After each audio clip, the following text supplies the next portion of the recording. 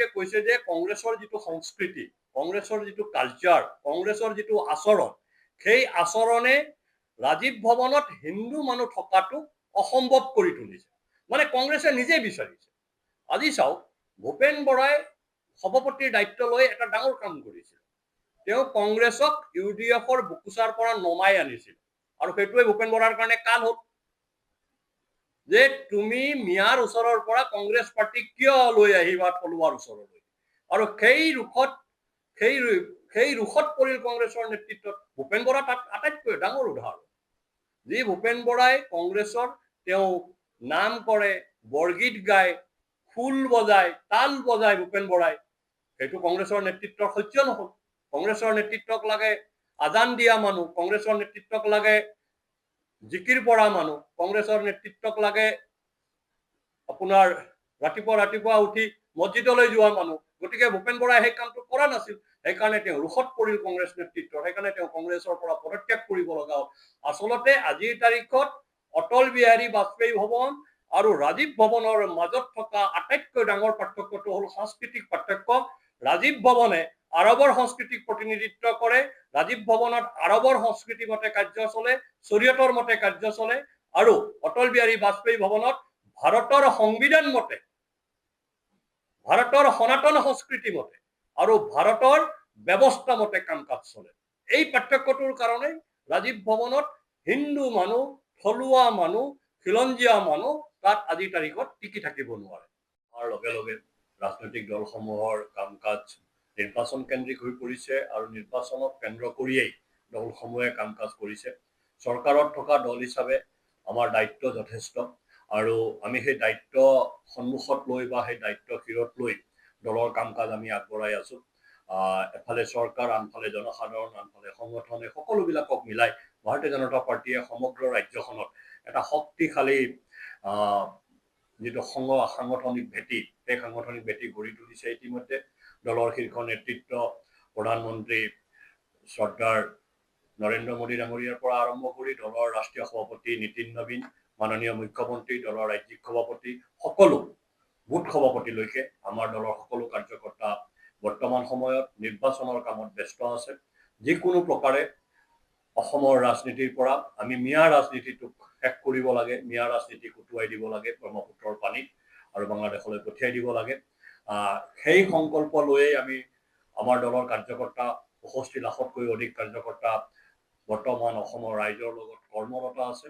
আৰু আমি যেনেকে লাচিতে শৰাইঘাটত গড় বান্ধি মোগলক প্ৰতিহত কৰিছিল, ঠিক একেধৰণেৰে প্ৰত্যেকটো বুথে বুথে এনেকুৱা গড় বান্ধিব খুজিছো যিটো গড়ে মিয়াক এইবাৰ পৰাজিত কৰিব ৰাজনৈতিকভাৱে। মিয়াৰ ৰাজনৈতিক ভৱিষ্যত, মিয়াৰ ৰাজনৈতিক শক্তিক পৰাভূত কৰা, মিয়াৰ সাংস্কৃতিক আগ্ৰাসন, মিয়াৰ ৰাজনৈতিক আগ্ৰাসন, মিয়াৰ যিটো অৰ্থনৈতিক প্ৰভুত্ব, তাক নস্যাৎ কৰাই নহয়, তাক শেষ কৰাৰ কাৰণে এইবাৰ অসমৰ জনসাধাৰণে নিৰ্বাচনত প্ৰতিদ্বন্দ্বিতা কৰিব। জনসাধাৰণে প্ৰতিদ্বন্দ্বিতা কৰিব ভাৰতীয় জনতা পাৰ্টীৰ হৈ। গতিকে তেনেকুৱা এটা পৰিৱেশ অসমৰ ৰাজনীতিত ইতিমধ্যে গঢ় লৈ উঠিছে, আৰু জনগণ মাৰ বান্ধি থিয় হৈছে।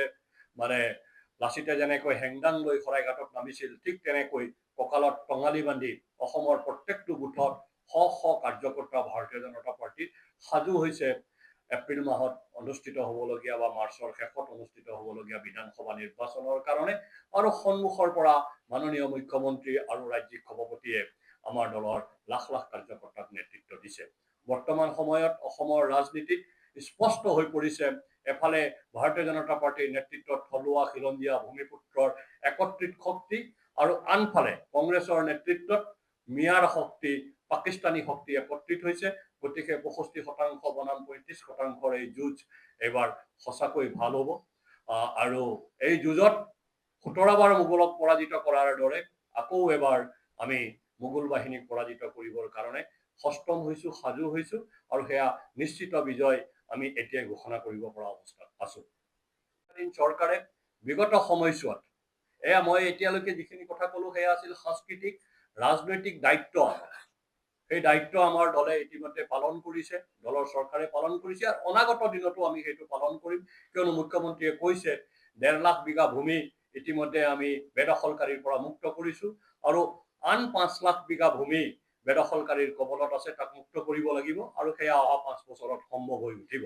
গতিকে সেই যিটো আমাৰ সামাজিক দায়িত্ব সেই দায়িত্ব আমি পালন কৰিম আৰু জনসাধাৰণে সেই দায়িত্ব পালন কৰাৰ কাৰণে আগতেও আমাক দায়িত্ব দিছিলে, অহা সময়ছোৱাতো আমাক সেই দায়িত্ব অৰ্পণ কৰিব। জনসাধাৰণে ইতিমধ্যে সিদ্ধান্ত লৈছে। সেয়া আছিলে আমাৰ সাংস্কৃতিক আৰু ৰাজনৈতিক দায়িত্ব। এতিয়া আহোঁ বৰ্তমান সময়ত ৰাজনৈতিক ইছ্যু কি হ'ব পাৰে। দুটা ৰাজনৈতিক ইছ্যু। প্ৰথম ৰাজনৈতিক ইছ্যু হ'ল যে সাংস্কৃতিক আগ্ৰাসন আৰু সাংস্কৃতিক সংঘাত। আমাৰ অসমীয়া সত্তাৰ সৈতে মিয়া সত্তাৰ যিটো সাংস্কৃতিক সংঘাত সেইটো হ'ল এটা ৰাজনৈতিক ইছ্যু, মানে আইডেণ্টিটি, অস্তিত্ব। দ্বিতীয়টো হ'ল উন্নয়ন, যে ভাৰতীয় জনতা পাৰ্টিৰ চৰকাৰে উন্নয়ন কৰিব পাৰে। ভাৰতীয় জনতা পাৰ্টিৰ চৰকাৰৰ নেতৃত্বত উন্নয়ন হ'ব পাৰে। চাহ বাগানৰ মানুহে মাটিৰ পট্টা পায়, মহিলাই অৰুণোদয় পায়, ছাত্ৰীয়ে নিযুত মইনা পায়, ছাত্ৰই বাবু আঁচনিৰ দ্বাৰা উপকৃত হয় আৰু ৰাজপথো আপোনাৰ ফাইটাৰ ফ্লাইট নামিব পৰাকে ৰানৱেৰ দৰে গঢ়ি উঠে। গতিকে সেই ইছ্যুবিলাকক লৈ আমি ৰাজনীতি কৰিম।